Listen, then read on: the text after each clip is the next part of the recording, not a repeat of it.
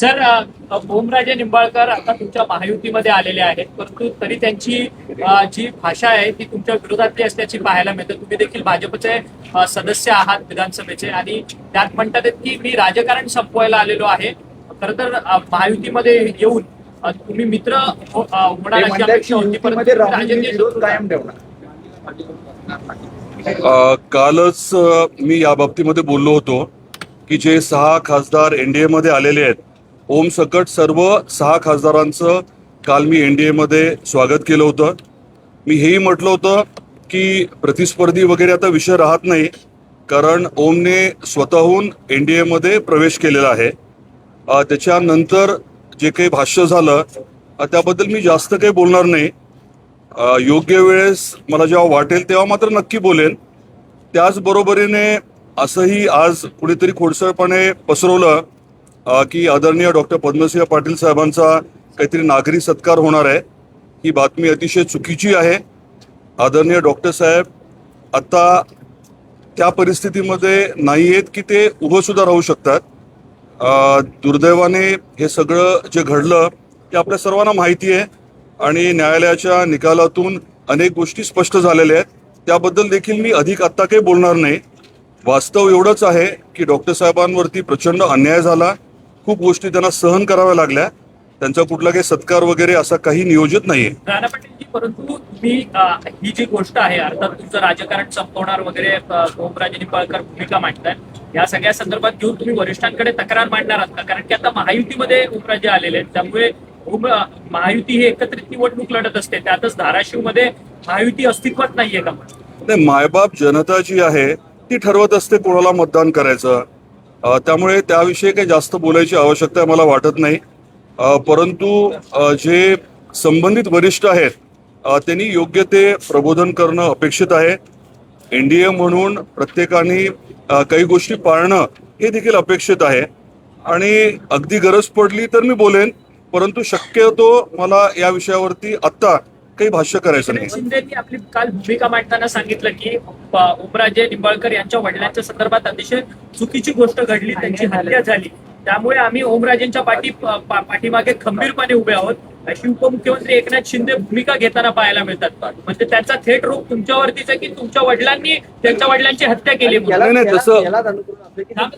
यालाच अनुसरून असे की त्यांनी सीबीआय चौकशीची देखील मागणी केली.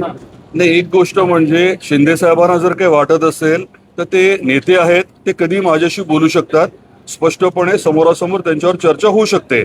दुसरा विषय आहे तो सीबीआयने हायकोर्टात जाण्याचा. ही साधारण प्रोसिजरल बाब आहे. अशा खटल्यांमध्ये जेव्हा केव्हा निकाल होतो ट्रायल कोर्टाचा, त्याच्यानंतर कुठली तरी बाजू जी आहे ती हायकोर्टामध्ये जातच असते. एक तर प्रॉसिक्युशन जाते किंवा डिफेन्स जाते. हा विषय जो आहे तो अनुषंगिक विषय आहे, नॅचरल नॉर्मल विषय आहे. तर याला लागूनच या सगळ्या वादानंतर किंवा कोरोनाच्या घडामोडीनंतर आपण देखील मुख्यमंत्र्यांची भेट घेतलेली आहे.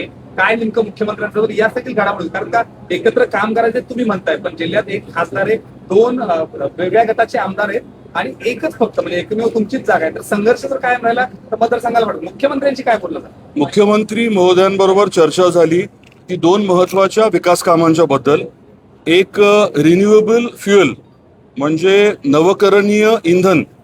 अगदी शेतकऱ्यांचा जो काही शेतातला कचरा असतो, पीक आपण काढल्यानंतर जो कचरा असतो, मग बगॅस असेल किंवा कांदा असेल, सडलेला कांदा असेल, या सर्व गोष्टींकडनं त्याच्या माध्यमातून प्रक्रिया करून क्रूड ऑइल बनवण्याची एक नवीन टेक्नॉलॉजी आहे.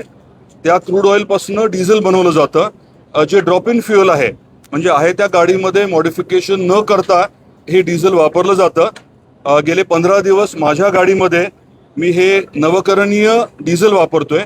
त्या बाबतीत आणि महाराष्ट्रातच ही टेक्नॉलॉजी डेव्हलप झाली आहे. व्यापक प्रमाणामध्ये ती महाराष्ट्रात वापरण्याच्या बाबतीत चर्चा झाली, आणि उद्या आपल्या एसटी बसेसमध्ये जर हे नवकरणीय डिझेल वापरलं तर MSRTC म्हणजे आपल्या महामंडळाचे साधारण 750 कोटी रुपये दरवर्षी वाचणार आहेत.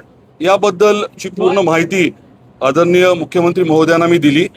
त्याचबरोबरीने धाराशिवचा जो एअरपोर्ट आहे त्या हवाई धावपट्टीवरती आपण UAVचं टेस्टिंग आणि R&Dची फॅसिलिटी करायचं ठरवलंय.